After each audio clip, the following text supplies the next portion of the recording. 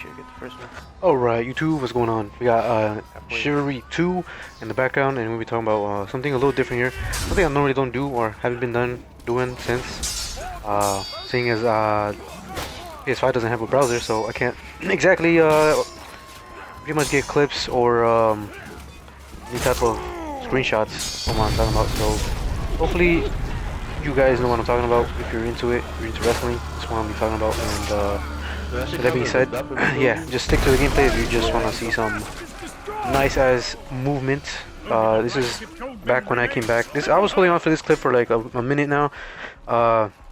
Came back to play Chivalry for the one time, for a couple of times actually, but it's cool playing alone. I prefer playing with people. As you can see, I have a friend right there.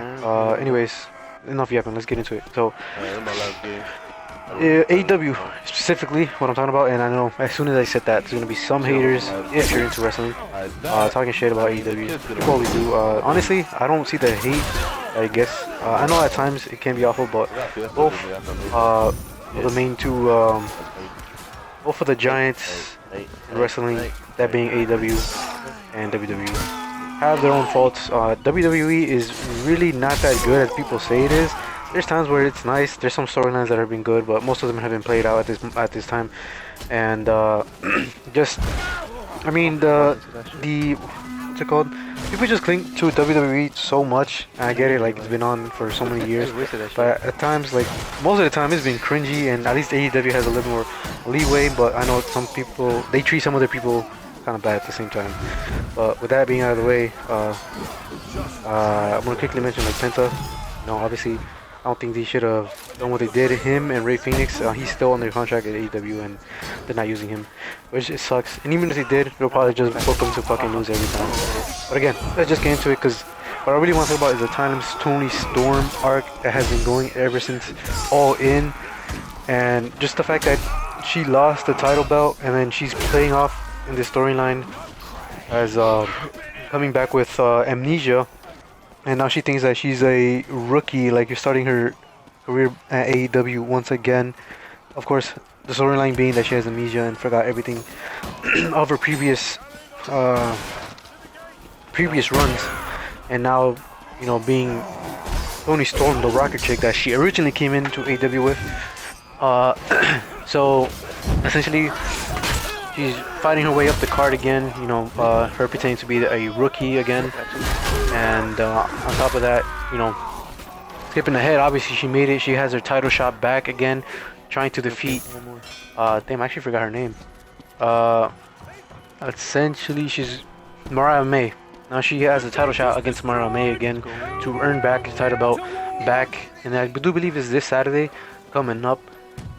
So it was revealed on last Wednesday that, you know, she was pretending to fake her amnesia. So this whole time it was just a ploy just to get back at the top of the card and essentially get another title shot, which I think was done beautifully. You know, her reveal and everything. Although I did have my suspicions of it. You know, like it was gonna be part of the the storyline. I do believe like she played it out really well. You know, did a great job at the storyline. Everything just falls into place perfectly, and I think it was just one of the best storytelling that we've seen in a hot minute from both promotions. It might be a hot take for some of you, but honestly, that's what I believe 100%. And just her revealing the fact that, you know, she never forgot, and the reveal itself was just amazing. Again, it was last Wednesday, I should say, and obviously, I'm looking forward to the match. You know, I'm looking forward to Toni being at the top again and making Mariah, even though Mariah's pretty good as well. You know, I don't exactly hate her. I hate her because she's a good heel, so that's a pretty good thing. But yeah, with that being said, looking forward to it. There's not much to talk about, but I want to quickly say, like, again, the whole fight between, you know, people, that being AEW is worse in WWE. Like, people just cling to WWE. I know, like I said, you know, it's been on for years. We have such great moments with it, but at the same time, we can't just sit here and lie that Triple H's ideas of dragging out every single storyline, like some storylines don't need to be dragged out for a whole year, maybe two, which he does. Like he said himself, he prefers the long long waiting games, you know, the long storylines, which yeah, it works on some storylines, but just forcing it on every single storyline doesn't really work out exactly. Like, I'm pretty sure at this point in time, most of us are pretty much tired of the Dominic storyline, or damn, I forgot their factions. I don't know why I'm forgetting everything. It usually seems to happen. Probably should have written it down more clear, but the Judgment Day storyline I think has been been going on for way too long. At one point, you know, I want to see Dominic have a better run, a solo career run by himself, and just, you know, push him to be better instead of being this goofy, I love Nuggies type of character. Which sure, he can keep that, but I think pushing him to be a solo star, even if he has to cheat his way to the top,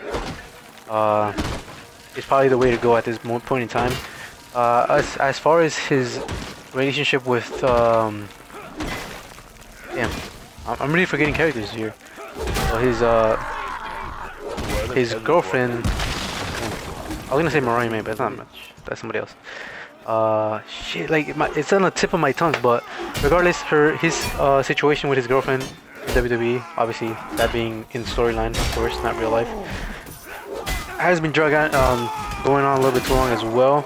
I get they're in between the fight right now, and sure, they can probably make up and probably go on for a couple more years and do something similar to China, which I think is something that they're possibly going for, just because the way his storyline has been unfolding on WWE has been almost identical to Eddie's original run with China, or at least that storyline. And I don't know, it just feels like he's kind of rehashing things and just going over stuff that worked in the past. Just obviously, like, you know, it's like the old things that you used to do in high school where you let somebody copy of you and say, yo, change a little bit so they don't recognize.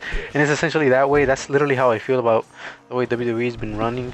That and the fact that people always seem to nitpick like high flyers specifically. Like, there's always a bunch of YouTubers saying, oh, the marks here, marks that. The marks love high flyers that have to jump 20 times and flip 50 times in the match.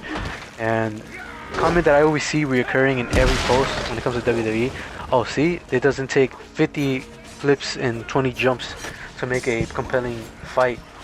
And that's usually the thing that everyone always says, and it kind of grinds my gears a little bit, just because, like, it's not that deep, and, you know, there are the thing called high flyers. Now, I will say that it's kind of disappointing that there's no more technicians in any of the wrestling promotions. Maybe like something like the lesser known promotions, but I'm specifically talking about WWE and AEW, right? So what I'm talking about is like people like the Chris Benoit's, somebody like, somebody just cringed at the fact that I say Chris Benoit, but, you know, some technician wrestlers that can always reverse and, you know, make it look seamless. And I actually do like those type of wrestlers, and it is a dying breed, sadly, in wrestling today. But, you know, it is what it is, and I still don't, again, I don't necessarily see the hate that there is for high flyers and people doing flips. Like, it's not that big of a deal. I honestly, I wouldn't say I prefer, like, oh, that's strictly what I want to see. It's not that, it's just the fact that, you know, people are way more acrobatic, way more agile, and have better agility than they did back in the day when it was all just muscle, specifically in WWE, where you know, Vince McMahon hired people specifically for visual appeal, being, you know, that being hugely muscular and just big overall in general. Now we have people like Samoa Joe who can still do backflips and stuff off the top rope, and him being gigantic. Of course, Vince McMahon, if you haven't heard the story, he did actually didn't sign Samoa Joe back in, like, what, 2012 or something along those lines, because of the same a giant wrestler, somebody like Batista was, like, you know, all muscular. He was kind of, you know, I hate to say it, but he was kind of fat, you know, chubby. And yeah, and obviously everything used to be like about visually, had to be visually appealing, at least in Vince McMahon's eyes. So stuff like that would just, you know, fly under the boat, and you wouldn't see that. But now with everyone being even if they're like skinny, chubby, and stuff like that, you know, you still see them, you know, doing their backflips and being more acrobatic and high flying moves. And I feel like WWE just, you know, prevents people from using their whole artillery that they know, like move sets and stuff. I feel like, well, it's not that I feel like, it's honestly true. Like they basically restrict them to a number of move sets, which you see every week, and at that, because of that, I feel like it restricts the in-ring choreography and or the fighter itself. So obviously, them being only able to use certain characters depending on like, or certain fighting styles depending on like the character they have, the gimmick, let's say. Some people don't do backflips or something. They're just like more powerhouse oriented, or high flyer, or stuff like that.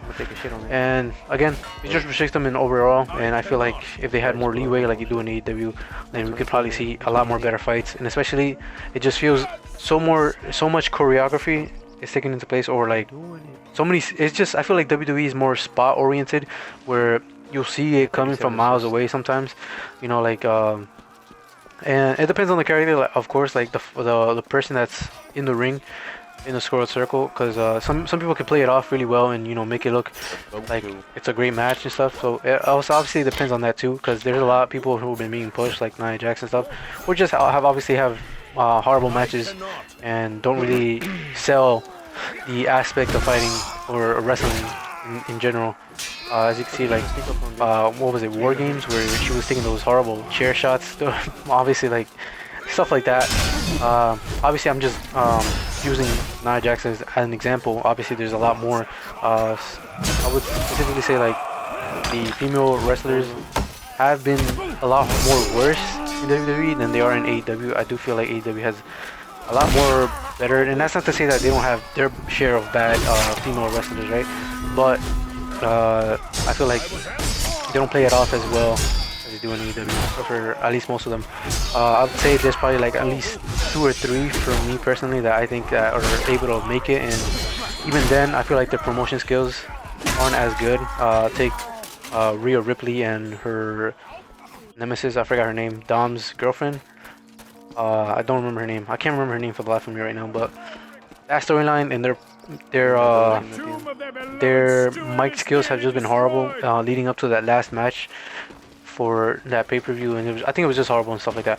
But anyways, I'm gonna start rambling. Let me know what you guys think, your thoughts below, if you do watch wrestling.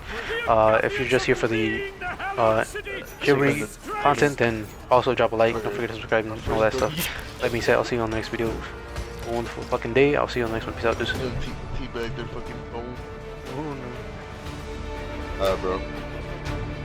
There you go.